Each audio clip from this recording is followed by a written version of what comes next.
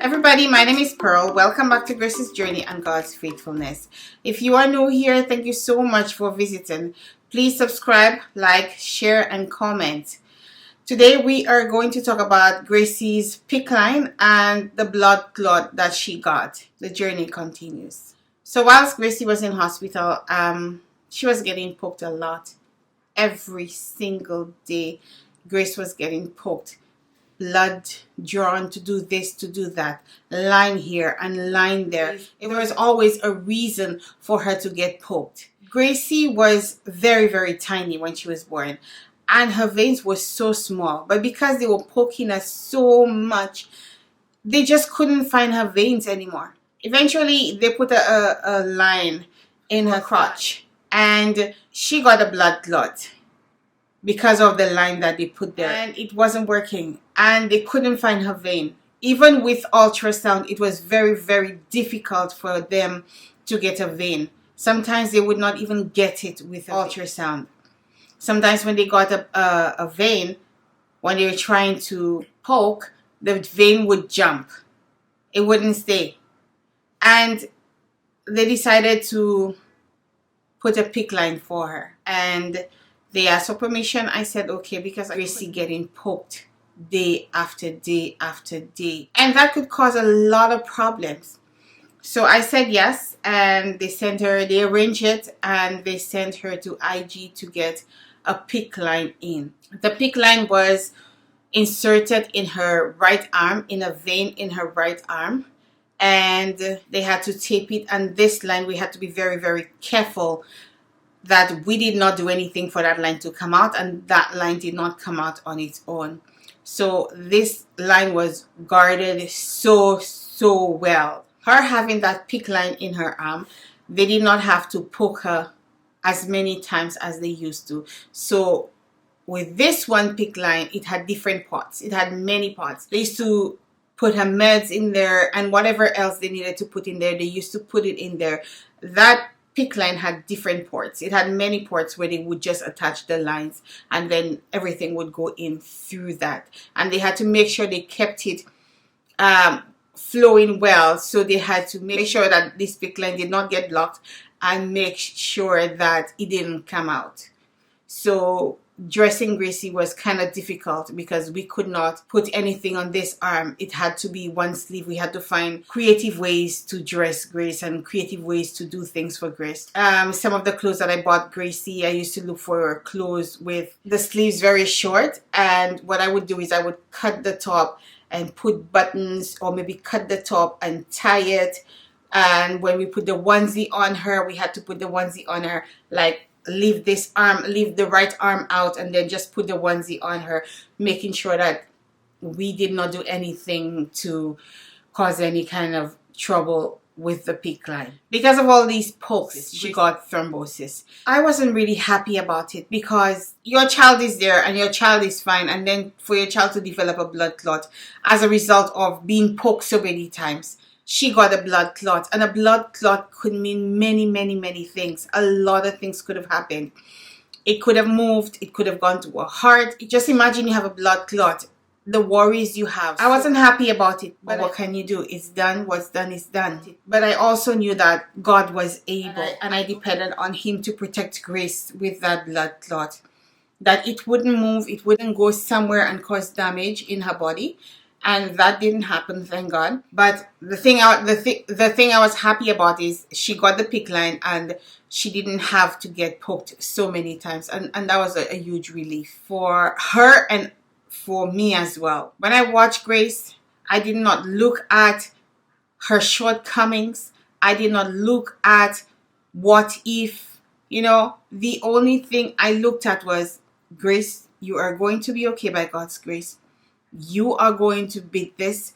You are going to get well, and you will come out of here by the grace of God. You will do well. God will heal you.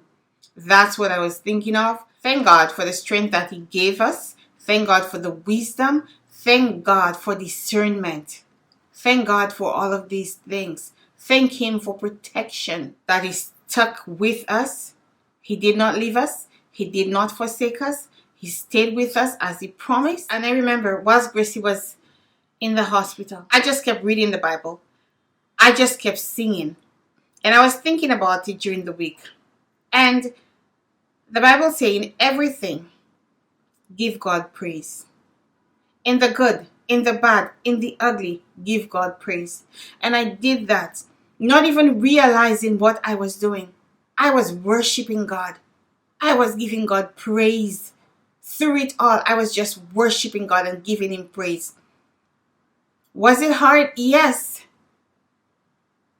But just praying and reading my text, the Bible, and just singing over my child. When I was doing it, I did not realize what I was doing.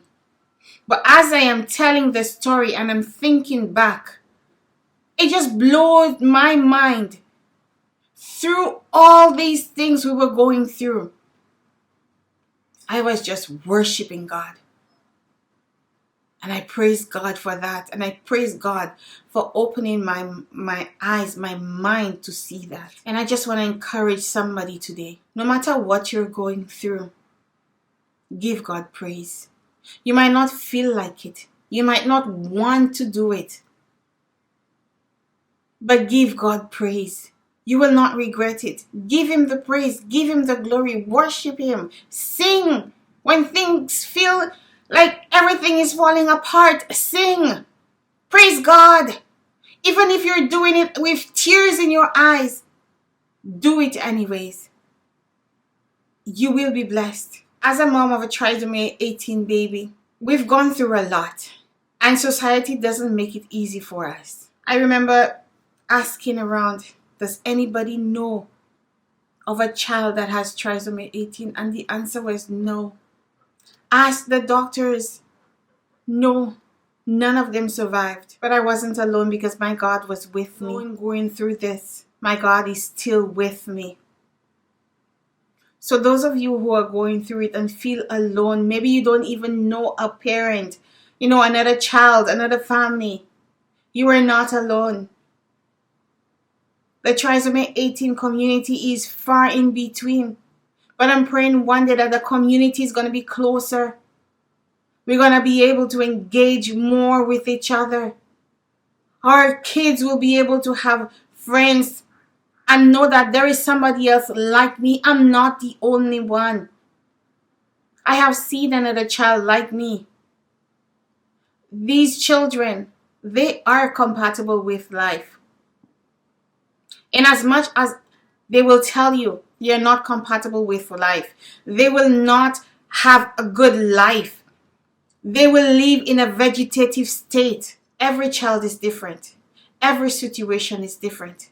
Our situation is different from yours. When it's time to get OT, they're not going to give that to you easily. I had to fight to get OT for Grace when I knew that it was available. Her fingers were overlapped and I didn't know what to do. And somebody told me, you can get OT. And OT can make a splint for her fingers. They will do a hand splint and that would help stretch her skin. When I heard that, I said, please, I advocated for OT. It wasn't easy. It didn't come easy. But eventually she got OT at the hospital. And I asked them for a splint for Grace's hands. They came to her bedside to measure her hands. And they made a splint for each hand. And that helped. There are many things that can be done, but we don't know about it. And that information doesn't come to us easily. But whatever information you get, advocate and advocate hard. Don't be disrespectful. Sometimes you can feel frustrated. Sometimes you can feel angry.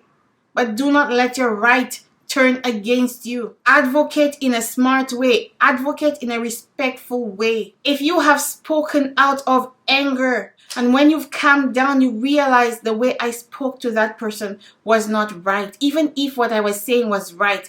But the way that I spoke to that person was not right. Go back and apologize. Tell them you're sorry. Tell them that the way that you spoke to them, it wasn't a nice way and you're sorry that you spoke to them that way. That doesn't mean what you said is not true. That doesn't mean what you said you're not standing by it. Be respectful. I want to thank you guys so much for the support that you guys are giving me here on this channel. And I know that there are some T18 parents here. I want to thank you guys so much for subscribing and following Grace's channel. I'm so grateful that you guys have subscribed and some of you are commenting. Thank you so much. Please comment below. Tell us about your experience. Tell us how you're doing. And let us encourage each other. We can do this. T18 children are human beings and they deserve every chance that they can get. So T18 moms, you rock. Thank you so much for loving so much, for caring so much. These children have changed our lives, not for the worse, but for the better. And I thank God for my T18 baby. And I love her so much and I don't know what I would do without her. I'm really, really grateful that God has chosen me as a mother for this child. Sometimes I just sit and I just watch her and I say, Lord, what if she was placed in a different family and they didn't care about her? How would her life be? And then I say, Lord, thank you that she is in our lives. Thank you she's here with us where we can watch over her. We can take care of her. We can be there for her and love her. Endless love. So be encouraged, T18 moms and dads. Don't give up. Don't be ashamed of your child. We are all different and unique in our own way. We are all special. It may be hard sometimes, but you can do this. You've been doing it and you can continue to do it. Grace's journey and God's faithfulness continues.